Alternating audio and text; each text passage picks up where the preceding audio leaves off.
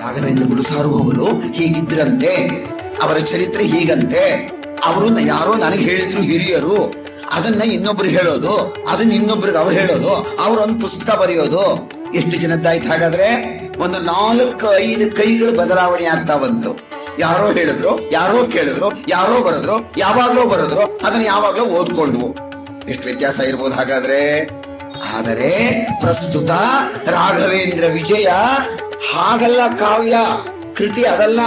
ರಾಘವೇಂದ್ರ ಗುರು ಸಾರ್ವಭೌಮರು ಸಶರೀರವಾಗಿ ಭೌತಿಕವಾಗಿ ನಡೆದಾಡ್ತಾ ಇರುವಾಗ, ಓಡಾಡುತ್ತಿರುವಾಗ ಅವರನ್ನ ಪ್ರತ್ಯಕ್ಷವಾಗಿ ನೋಡಿ ಅವರ ಹತ್ತಿರ ಇದ್ದು ಈ ಕೃತಿಯನ್ನು ಬರೆದಿದ್ದಾರೆ.